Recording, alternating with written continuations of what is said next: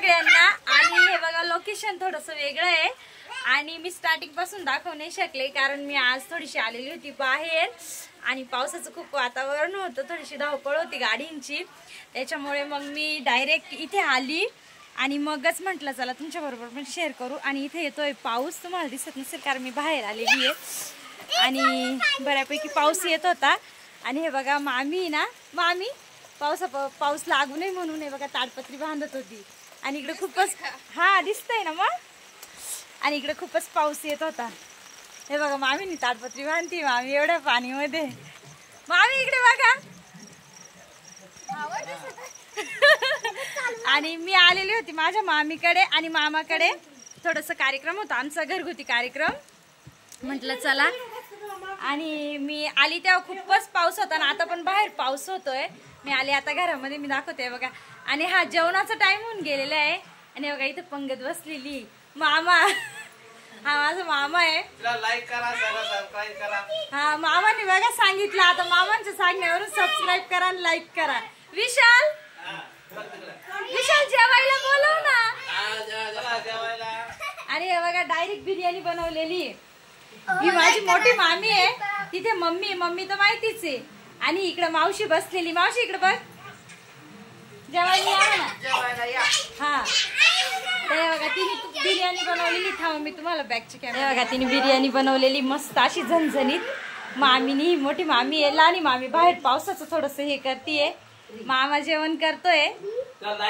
हा मामा फुल सपोर्ट मध्ये। हा विशाल लाईक करा। आणि हा माझा मामाचा मुलगा, मुलगी तिकडे बसलेली, हा आणि मम्मी जेवण करते बघा पलटन, तिकडे बसलेली मोबाईल बघत। इशू हाय कर, हाय। यश पण जेवण करतोय, बिर्याणी बनवली, मज्जा येते ना गावाकडे आल्यावर असं मस्त असं पाहुणचार, तो पण बिर्याणीचा, बाहेर पाऊस। मामी बाहेर गेलेले, अजून त्यांचं बांधायचंच काम चालू आहे, मामी घरात आली का मग पुन्हा दिसतो। तर हे बघा आत्या मामी सगळे एक फ्रेम मध्ये, आजी दाजी काका मामा, हे बघा आता लगेच संध्याकाळी ही नानी, हे बघा भाऊ कुठे गेला, भाऊ मामा दाजी आणि मामा कुठे, लाईक करा, सबस्क्राइब करा, तिला लाईक करा। परफेक्ट मामाचा शॉट। आणि अशी सगळी फॅमिली जमलेली होती आज आमची। मावशी, हा मावशीचा रात्री काढला।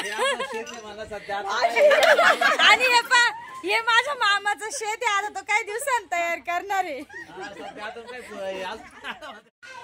तर आटोपलेला होता आमचा कार्यक्रम आणि पाहुणे जास्त म्हटले तर नक्की काम पण जास्तच राहील, पण आम्ही सगळ्या बहिणी आलेल्या होत्या, मग आम्ही गप्पा मारायला जर पुढे असलो तर मग कामात कशाला मागे राहू। आणि मग सगळ्यांनी कोणी काय कामं वाटून घेतलेली होती।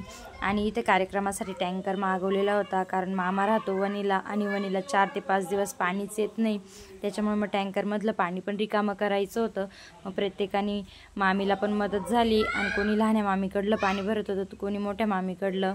आणि हे बघा खूपच मज्जा आली, बहिणींचं भेटणंही होत नाही, अशा कार्यक्रमाच्या निमित्तानेच भेटणं होतं आणि बोलणंही होतं। तर वेळात वेळ काढून सगळेजण येतात आणि मदतही होते, कामालाही कोणीच मागं राहत नाही, जेवढ्या बडबड्या आहेत तेवढ्या कामालाही छान आहे। तर चला आता आमची निघायची वेळ झाली, भेटूया नेक्स्ट व्हिडिओमध्ये।